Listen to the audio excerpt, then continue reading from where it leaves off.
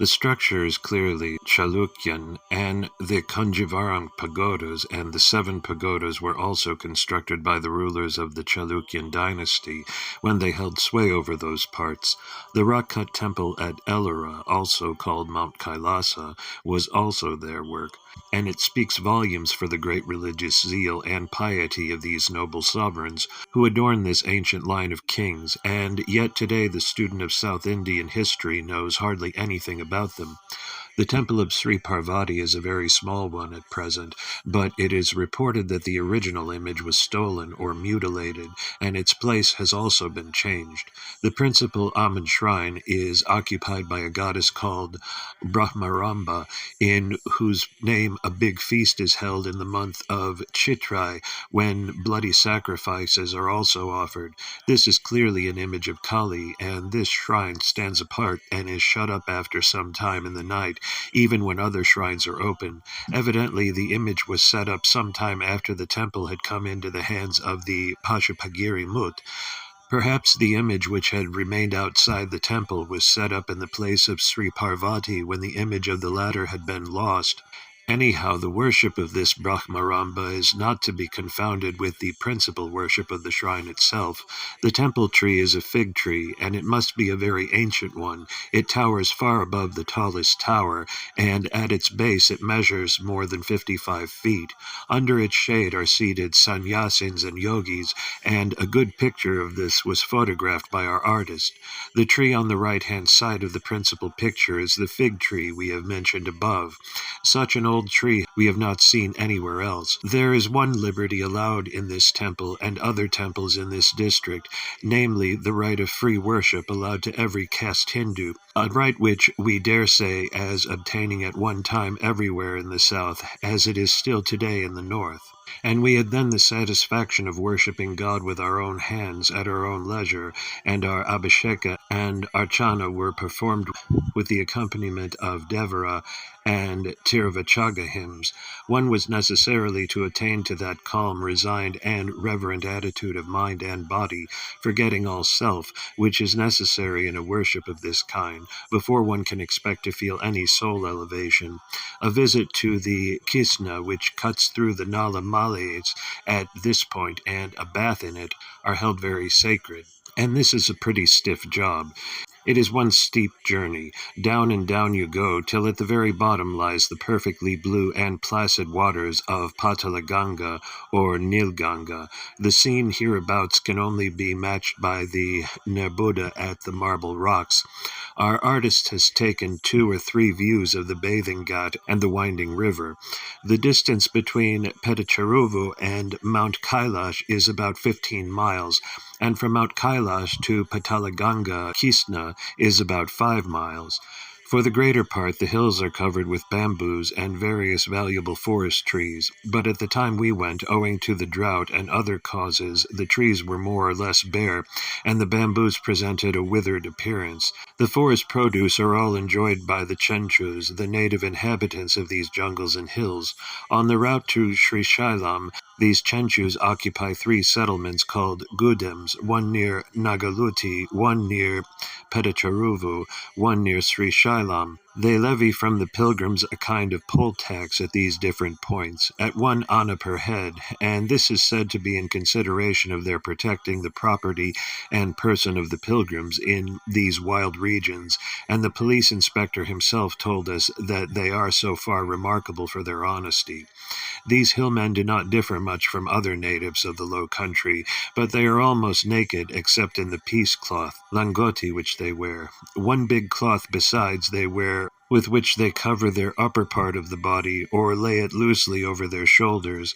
They have a peculiar way of tying their hair in the style known as kondai mudichu, which kind of dressing may also be perceived in some of the ancient sculptures in Madura and elsewhere.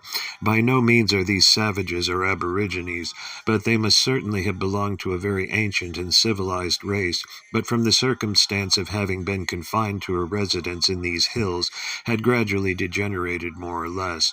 The females are better dressed, and they could not be very much distinguished from the people of the plains.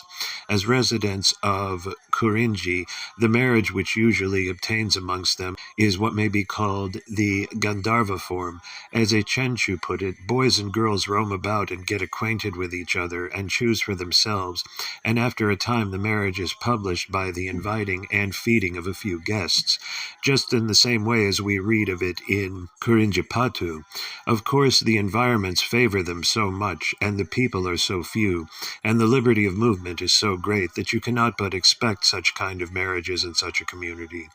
Of course, our poets and lawyers put it as though such and such a kind of marriage is required for such a kind of land, Tinai, and our friend Mr. T. Virabhadra Mudaliar wonders why our poets should of necessity people with prostitutes and dancing girls.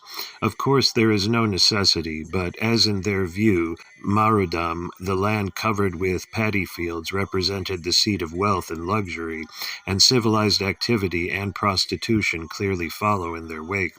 The poets always lay down as a law that whatever civilized towns are spoken of, prostitution should also be maintained.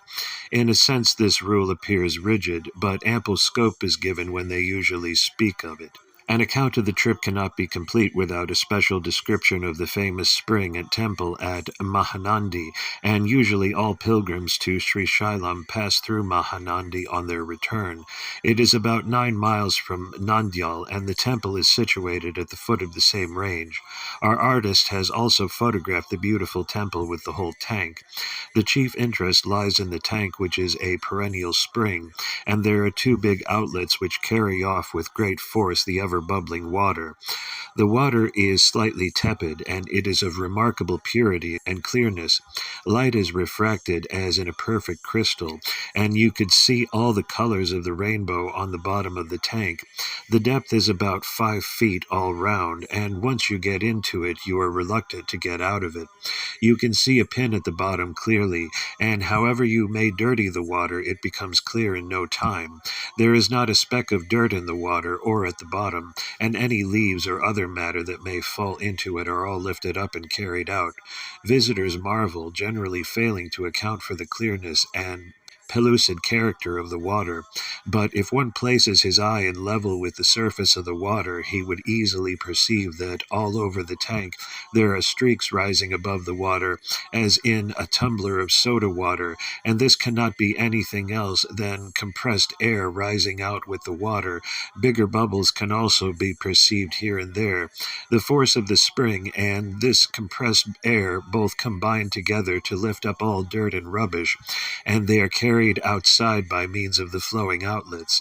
The waters running from this spring serve to keep hundreds of acres under permanent cultivation, and here in fact may be seen an instance of what our poets are fond of delineating, the commingling of forest and hill and country scenery, of what is called of Kurinji and Mulai and Maradam, all in one place, and the scenery about this place is accordingly very enchanting. Shaivism in its relation to other systems. It was the statesman of Calcutta who, in reviewing the work of the last convention, suggested that, in an assembly like this, it is the point of contact between the different religions that should be brought out rather than the points which distinguish one from the other. As I think the suggestion is good, and as I have dwelt on the distinguishing marks of Shaiva religion and philosophy in my former paper, I address myself to the question of the elements common to the Shaiva religion and other systems of faith. This aspect of the question is familiar to our religious writers, and I quoted a dictum of one of our acharyas, who is at least 8 centuries old, in my last address, and it could bear repetition, and it should, in my opinion, form the plank on which we should all meet. It is to this effect: religions, postulates, and textbooks conflict one with another. It is asked, which is the true religion, which the true postulate, and which the true book? That is the true religion, that the true postulate, and that the true book, which, not possessing the fault of calling this false and that true, and not conflicting with them, comprises reasonably everything within its fold. But how is this possible? Where can the meeting ground be between a religion which acknowledges no soul and no God, and a religion which bases its faith on the immortality of the soul and a Redeemer? They seem to be poles apart. There are such differences differences innumerable between one religion and another, and no amount of argument and explanation could minimize the differences. Argument would lead to acrimonious debate and heated controversy. It will not do for one to try to convert the other. We are yet to see persons who have been converted by argument. There must be a predisposing state of the mind in all conversions. For argument also to be useful, there must be a pure heart and an unprejudiced mind. If one enters into a controversy with prepossessions of all kinds, and each is convinced of his own truth, no agreement will be ever possible. Even in my private talks, I avoid discussing with any person whose mind I know is prejudiced. With this one element absent, I have talked to persons of all persuasions, free thinkers included, and by the time we parted, we had become dearer to each other. However, our scheme is this. It takes stock of the fact that there are essential differences between man and man, owing to differences of heredity and environment, facilities for acquiring knowledge and their absence, and 100 other similar causes. People differ in their intellectual, moral, and spiritual equipments. If in a single family of half a dozen children fostered under the loving care of the same parents, one should turn out to be an idiot, and another an intellectual giant, one a vagabond, and another a saint, it is not merely heredity alone that seems to count. There seems to be something behind all these to account for the disparity. Our Hindu writers try to account for it by the law of karma and past experience, or purvapunya. Be this as it may, the differences in the moral and intellectual caliber of people are a fact, and no amount of education or correction seems to be of any use in such cases. Apart from cases of physical and mental deformities, one cannot minimize the difficulties of the mind itself. Man must think. You cannot shut out his mind. As we imbibe knowledge and acquire learning, our minds begin to think and ponder over the same problems which have agitated men's minds from the very beginning of time, and with all the guides and mentors and correctives we possess, we take to particular lines of thought which in the end are all limited. But it is never too late to mend. We can outgrow our thoughts and can change, and we do change, both consciously and in most cases unconsciously. Even in the case of a single individual with a little introspection, it might be perceived how he had been changing from time to time, though he never changed his outward observances, his attendance at church on Sundays, so to speak. Thoughts about the reality of the world, his own individuality, and the existence of a supreme being have assailed him from time to time, yet he has emerged from all these triumphantly in the end, and he had become a godly man. Hence we arrived at the truth that all religions are necessary so as to serve the cause of progress of man in all stages of moral, intellectual, and spiritual development. What will serve one will not serve another equally well. One could not be easily hustled from one stage to another with profit. One of our acharyas instances the case of a tree and its produce. One cares for the leaves alone and does not care for the flowers or the fruit, however tempting the latter may be. Another cares for the flowers alone, another the raw fruit, and another the mature fruit, and yet another rejects such parts of the ripe fruit and the skin and stone, etc., and drinks the rare sweet juice alone. Yet the tree had its uses for all, and each derived benefit from it according to his need. One writer puts it in another way also. To reach a city or a hilltop there may be any number of ways, some shortcuts and some circuitous, some dangerous and rough, and some smooth, yet each is filled with a desire to reach the goal, to climb the hilltop. Yet there is a third mode in which they present it by the simile of the ladder. It is called the sopana marga, sopana meaning ladder, and there are so many rungs to the ladder, and each has to be climbed in order before one can get to the top. Each different religion forms one rung or other of the ladder. Each rung is necessary, and one cannot reject each as false or untrue. And our Shastras proclaim that all religions are from God, and all are acceptable to God, whether these religions may be said to have a divine origin or a human origin. If people without broadness of mind promulgate new religions, even out of jealousy, even such are acceptable to our Lord. This explains, by the way, how even man-made movements are doomed to disintegration and division by two potent factors, narrowness of mind and jealousy. God is the Father of all, in every age and in every clime.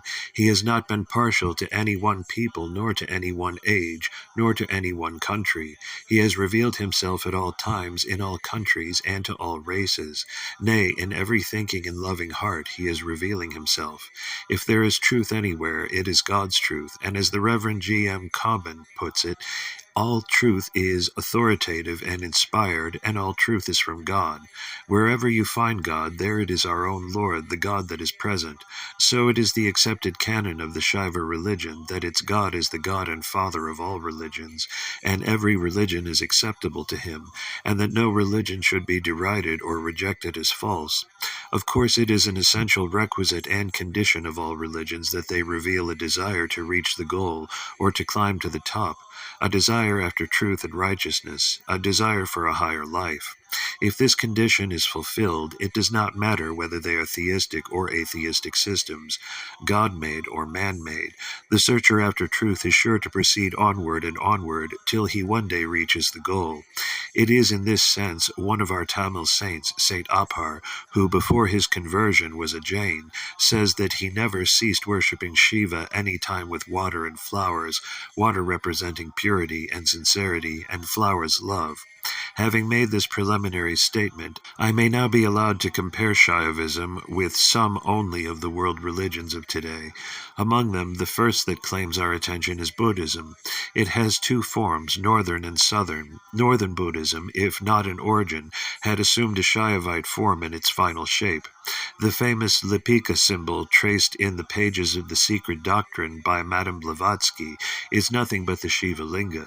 There are stories scattered about in the pages of the Buddhist scriptures that it was Shiva himself who taught the Buddhist religion, just as Tulasidas makes Shiva communicate the narrative of Rama's life to goddess Uma, and just as it is believed that it is Lord Vishwanath that communicates Ramataraka mantra to everyone dying in Benares.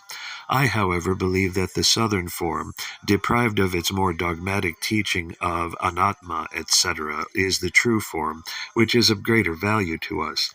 Of course, even Oriental scholars have pointed it to us that Buddha was a Hindu of Hindus, and the best of Hindus. His positive teaching emphasizing the importance of moral greatness was already in Hinduism and formed part of it. And yet Buddhism was of great value then and is of value for all time to come. In our search after man and God, and in putting on cloaks of holiness and piety, and in indulging in all sorts of ceremonials, we are apt to neglect and ignore one part of our duty, which is, after all, the foundation of all religions. In our desire for religious purity, we are apt to neglect moral purity as though that were a minor matter. But as our religion teaches us, it is an absolute sine qua non. The gulf between man and God cannot be crossed unless moral purity is attained. Of the importance of this, Shakyagautama reminded us by his great personality and his teaching. We require such reminders every day. He is said to have incarnated several times, but even today is ripe for a fresh incarnation of him in the troublous time we are passing through. For what is this new spirit that is said to be leavening us and creating all this unrest and all the misery in its train? This spirit is the spirit of Mammon, the materialism of the West, which is dazzling our eyes and captivating our minds. The West stands to us for untold wealth, untold power, and untold enjoyment. This new spirit is the desire to share in the wealth, power, and enjoyment. But what does the story of Shakyagautama teach us? He was not a pauper who was turned into a sannyasi, as most of the modern-day holy men are manufactured. He was the heir to the throne of a great empire. He was in the prime of life and manhood, and in the enjoyment of all that wealth and luxury could bring. Yet he turned from them all by seeing a few instances of death. He feared death, and yet he was not a moral coward. He would have been glad to die if that had ended all. He feared death simply because to him it simply spelled another birth. As his Tamil prototype puts it, death is like sleep, and birth is but the awakening. Our holy men have always desired to die, but prayed to be saved from rebirth. It was the great cycle of births and deaths that was feared. This birth is spoken of as the great ocean of birth. He believed in the law of karma, which is at the same time the foundation of all Hindu theistic systems. This cycle of the law is the wheel or circle, which is the chief symbol of Buddhism. Proceeding a step further, he inquired as to the cause of this birth and death. It was the desire for enjoyment, the thirst after power and pelf, tanha, as the author of the sacred Kural puts it. It is the desire that is the seed of birth at all times and for all mankind. It was this desire in its two forms, desire of good things, kama, and avoidance of bad things, krodha, in the train of ignorance, that is the cause of all karma. All our sin and sorrow are birth and death. If we can cut off this desire, we can cut off the seed of birth and death and become deathless and attain nirvana. Desire and aversion and ignorance, their name destroyed, disease is gone. Kural 360. We are quoting these texts from the sacred Kural of Tiruvallur, the sage of Mylapore, which is claimed as an orthodox Saiva and is worshipped as such, just to show how far the two systems proceed together. Kashi is claimed by all Shaivites as the true burning ground, as distinguished from all other burning grounds, and the meaning is this: where we originally die and are burnt, we simply sow the seeds of a fresh birth. It becomes a new planting ground merely. The true Shmashana will be where we will be burnt up truly and really without a change of rebirth. There is real annihilation as is intended by the word nirvana, but there is deathlessness also. What is it that dies and that which does not die?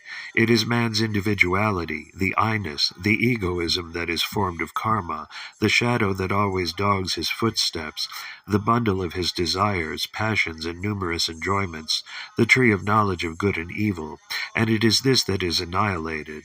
What is not destroyed, and by the annihilation of the former becomes freed of its fetters and becomes immortal, is the real spirit, the soul or Atma, the tree of life. Buddha would not postulate the other side of death, the real annihilation, because he thought it only complicated matters. The thing was clear: desire was the ultimate cause of the disease of birth and sorrow, and if by any Herculean effort we could remove the cause, the object would be attained. As such, he laid great stress on desirelessness, or becoming balanced in pleasure and pain, in sinlessness and self-sacrifice, and this teaching is priceless to all and everyone. And as I said, I wish even now a fresh avatar of Buddha would incarnate to carry home to everyone this teaching, not only on the holy land of his birth, but to the West also, which also sorely needs an avatar of his type, to turn them away from the thought of mere material aggrandizement. In the scheme of salvation, as framed in Shaivite theology, this forms the first of the four rungs, namely karma shamyam, becoming balanced in pleasure and pain, the other three being malaparipakam and sadguru darshanam and satinipadam. Before I leave this part of the subject, I wish to draw the special attention of the convention to the existence in the Tamil language of the sacred Kural by Shaivite sage Tiruvallur, who lived about 2,000 years ago. It is an ethical treatise which has profoundly influenced the Tamil people for the last 2,000 years, and in the words of its English translator, the late Reverend Dr. G.U. Pope, it is not surpassed by anything of the kind in any literature. The same learned doctor further remarks that it is evident from what has been said above, we have in southern India an ethical treatise which in a Christian point of view is nearly unexceptionable. I will quote another observation of his also before I address myself to the next subject, namely Christianity. To meet thoughtful Hindus in a spirit of dogmatic antagonism, or to treat them with contempt, or to speak of them as the perishing heathen, is absolutely unfitting. We have even to learn something from Hinduism. The Reverend G.M. Koban was a missionary gentleman who was a prominent and popular figure in Madras in my college days. He was a good student of Tamil and of Saiva Siddhanta. Writing to the Contemporary Review, he wrote, "First, I think we should insist on the cordial recognition of these truths and cheerfully acknowledge their kinship to Christianity, for all truth is akin. The Hindu poet knows what to say of it. He says, the heart is made pure by the truth. truth. If I am asked whence these truth came, I would say from heaven, from him who is the truth. But whether they are the direct gifts of God to the Hindus, or whether, like boulders, they have drifted and traveled to India, I cannot tell. The evidence on this point is incomplete. If any urge that, although Hindus recognize their authority, they are uninspired and not really authoritative, I would say truth is authoritative, because it is truth, not because it came in a particular way, and all truth is from God. He also remarks, we find much truth both in books and men, so much as to surprise the student and delight the wise Christian teacher. These observations were all made in reference to the truths contained in Shaiva and Vaishnava works in Tamil, and I have given other estimates of Shaiva Siddhanta from Christian writers in my last address. The resemblance which struck them most between Christianity and Shaivism, and which I wish to emphasize here, relates to the ideal of Godhead, God's relation to man, the doctrine of love and grace, and the necessity for a divine teacher. I have defined the terms personal and impersonal, saguna and nirguna, in my last address, and I have shown that, according to Shaiva religion, God is personal in the true acceptation of the word, according to Christian writers. God is Sat, Chit, and Ananda, nirguna, absolute, and personal at the same time. He is our Lord and Master, our Heavenly Father, our intimate friend and beloved one. He loves us, and we can love him. He understands our helplessness and is ever intent on our good, and if we only could respond to his love, which, in the words of one of our saints, is limitless and is ever rising and flowing over, and which, in the words of another, is a flood brooking not its banks, rushest into the cavity of my heart, our salvation would be assured. God is love, and every Christian missionary who knows anything of Tamil knows by heart the famous verse in St. Tirumular's Tirumantiram. Shivam and love are different, say the fools. No one knows that Shivam and love are the same. When one knows that Shivam and love are the same, then he rests in Shivam as love. I have urged Christians to drop the word saguna, meaning clothed in the three gunas, sattva, rajas, and tamas, and to drop their prejudice against the word nirguna, which means non-material, or pure intelligence and spirit.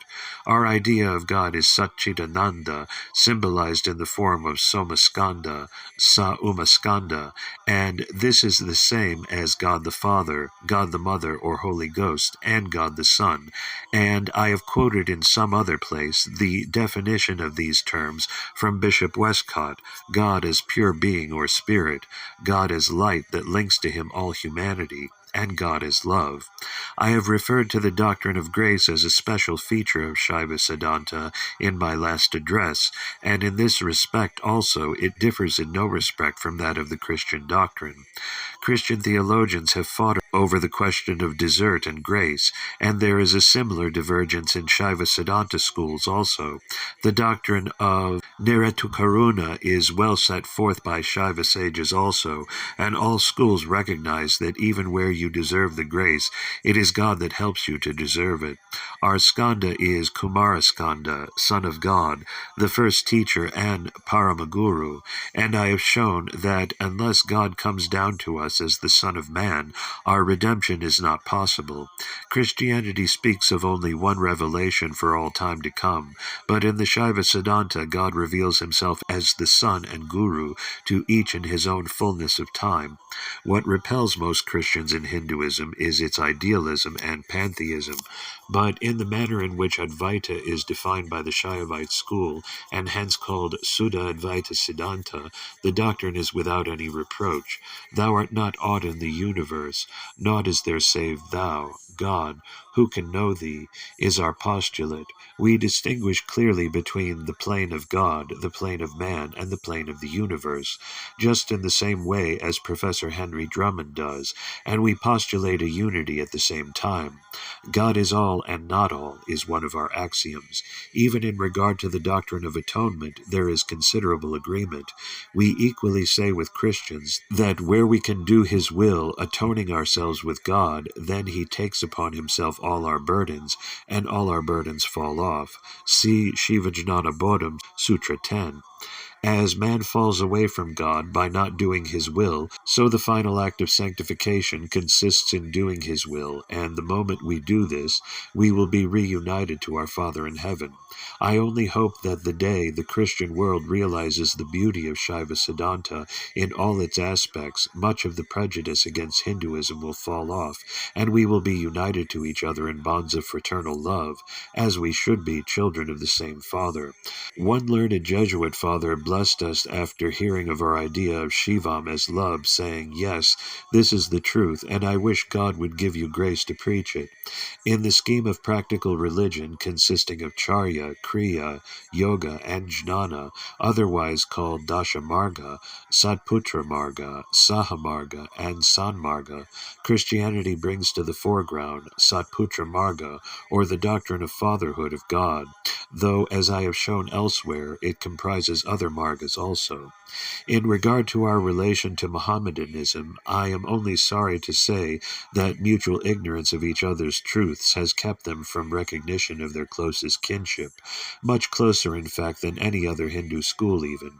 We are like passengers entering a railway carriage, and one who gets in first tries to prevent the other getting in. But once both get in and fall to talk, their kinship for generations is discovered, and they fall on each other's necks, kiss, and embrace. I will give you a story to illustrate. There was once a quarrel between the Shaivites and their other Hindu brethren in a certain place. They went before the Nabob with their complaints. He promised to decide if each would show his god on the morrow. The Shaivites went home dejected, for how could they hope to show the Nabob their god? They fell to fasting and prayer, and at night God appeared in a vision and told them to rise in the morning, and, after proper ablutions, to divide their kajan, holy hymn book, with a thread at random, and the hymn which was found should be taken and shown to the Nabob. The other party was jubilant, for in their wealth and power to decorate their god, they had no equals. They brought out their god gaily adorned with costly crowns and sparkling gems to the presence of the Nabob. The Shaivites took their old browned palm leaf and read out the verse which was to this effect: "The Lord with braided hair and his spouse with penciled brows live in the burning ground of Kanchi. He knows no sin. He is not one of the mortals. He has no one as his equal. No town claims him as its citizen. He is beyond compare. Unless we with the eye of his grace perceive his true nature, we can't paint him and show him as of such form and figure." The Nabob nodded his head and said to the other party, "Sabash, this is a great Raja," but told the Shaivites, "Yours is God." My Mohammedan friend to whom I related the story said, "True, if the Nabob did not know the nature of God, would he have recognized yours as God?" And that is the moral I am trying to bring out by means of the story. The God of the Shaivites, who form the bulk of the Hindu people, and whose doctrine is the most ancient form of Hinduism, is not an anthropomorphic conception. That they hold strictly with Mohammedans that God cannot be born as a man through the womb of the woman attests this truth. Shiva, Shivam, Santam, Advaitam, Chaturtham, who, by the way, is not one of the Trinity, in all his revelations to man, never was born and could never be born. He is therefore called birthless, Aja, and deathless, Amrita, immortal, even in the Rig Veda. In the higher regions of philosophy and mysticism, there is very close approximation. We believe also that the famous Kaaba of Mecca is nothing but a Shiva Linga. I quote very frequently from Sheikh Sadi and other writers to illustrate the higher truths of Shaiva philosophy. Here is a rose picked from the Gulistan. A certain person took his basket and told his friends that he would go into his garden and bring them fine flowers. He went in, and the moment he came amidst the flowers, he was so overpowered by the strong scent, he fell down unconscious. He forgot himself, he forgot the promise given to his friends, and the basket slipped from his hands unnoticed.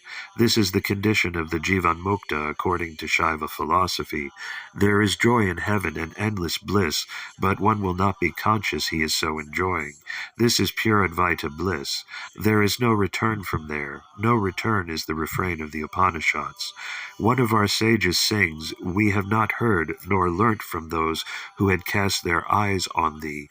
All our religious practices, ceremonies, forms, and shibboleths fall off from us as the basket from the sleeper's hand, and they are of no consequence when we reach his seat. I will appeal to my own religionists to try and study Mohammedanism as it deserves to be studied, and I would appeal to my Mohammedan brethren to come out of their seclusion and know something of us.